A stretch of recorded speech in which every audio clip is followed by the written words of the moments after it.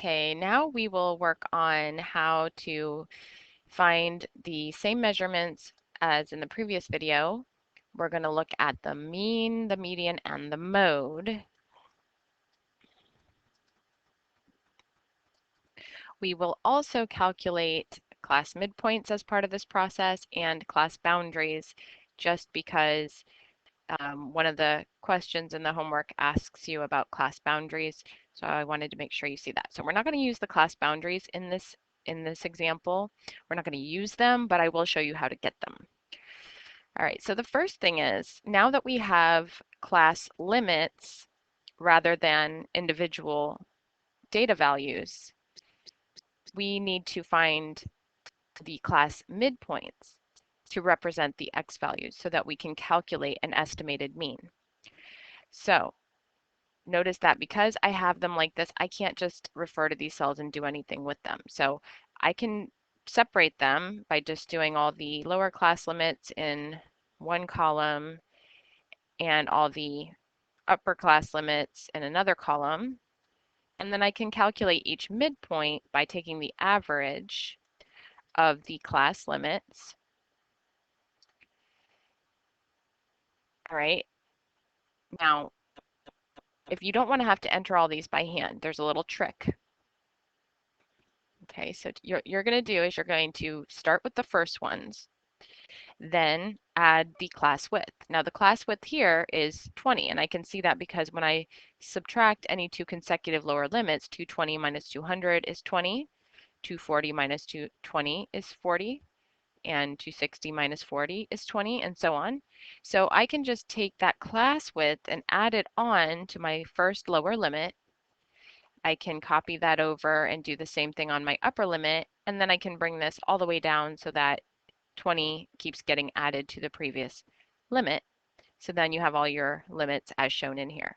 Pretty fast. All right, so now that I have those separate, it's easy for me to take the average of each set of limits in each class and then copy that down.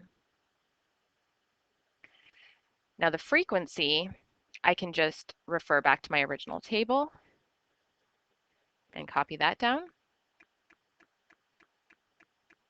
And then I can multiply my midpoint, which is representing my x value, times my frequency in each row and copy that down. All right, another way to quickly get your midpoints without even going through the process of adding, or rather putting your limits into separate columns. If you wanted to, you could get all your class limits by just taking the first one and doing it by hand. 200 plus 219 divided by 2. Make sure you have the quantity before you divide. Put them in parentheses and then divide by 2. And then I can add the class width to that and copy that down. So if all you want is your class midpoints real fast, so that you can get on with doing the next step of finding your FX products, that's a quick way to do it. Now, the only reason that I like doing the limits is in case I have a problem where there's multiple steps and I might want to use my limits separately for another part of the question. For instance, what if I also, after finding my midpoints, what if I also needed to find my class boundaries? Well, by having my limits already separated, I can easily do this because what I need to do is I need to find the class boundaries by averaging the upper limit of one class. Well, let me back up. I'm going to put this down one.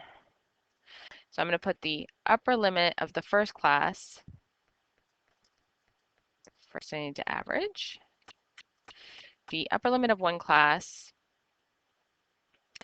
and the comma lower limit of the next class, which I can't see because things are like pushing over. So let me try to see if I can reorganize this a little bit so we can see what we're doing. Like this. This value, comma, this value. Okay, so you can see that I've just calculated this average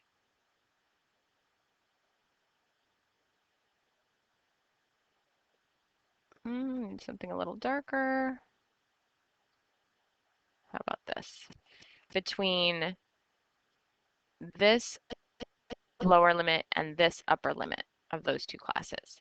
Now to get the rest of them, I can subtract and add 20. So to get the previous class boundary, I can subtract the class width and do that also for this one. And to get the next class boundary, I can take the previous one and add 20 and copy that down. And I want to make sure that I have one after the last class limit and one boundary before the first lower class limit. So now I have all my boundaries. And so this boundary is right before the 200. And this boundary is between the first two classes, between these two.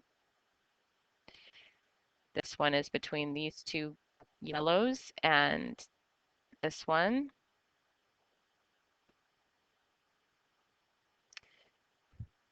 is the divider between these two class limits, and so on. Go ahead and do all my color coding here. We'll leave those black. Let's do the next ones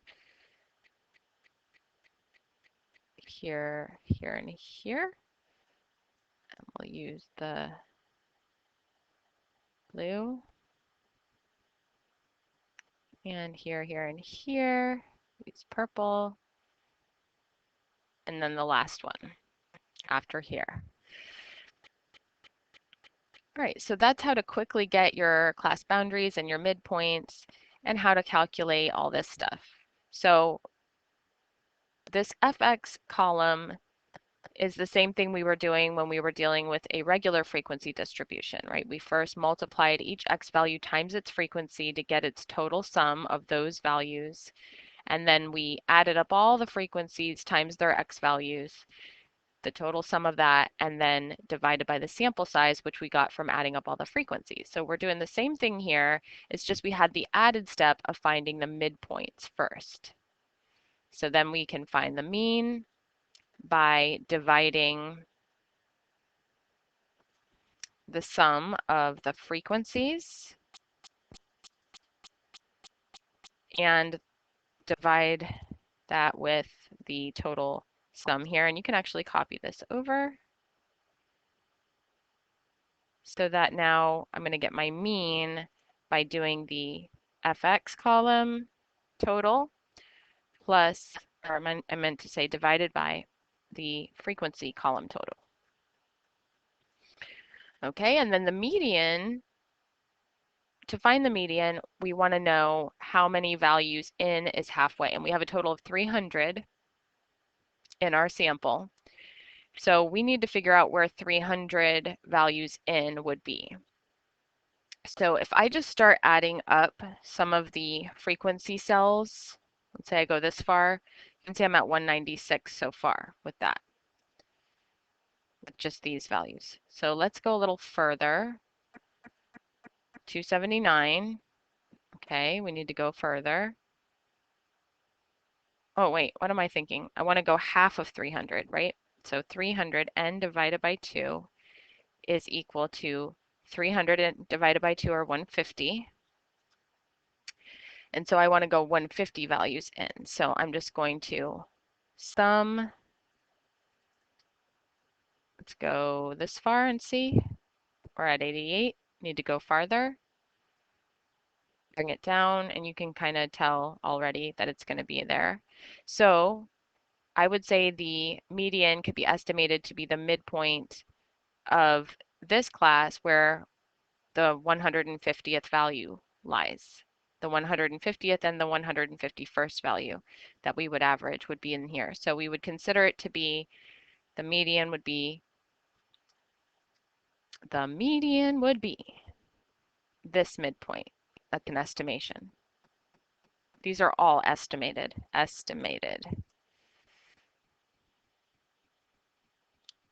All right, now the mode would be the value that shows up the most frequently or the most popular midpoint. So which midpoint is most popular here? Well, this one has the highest occurrence, so the midpoint is actually, in this case, the same as the median. That's just a coincidence. Okay, so that concludes how to find your mean, median, and mode from a grouped frequency distribution, as well as how to find your class midpoints and your class boundaries within a grouped frequency distribution table.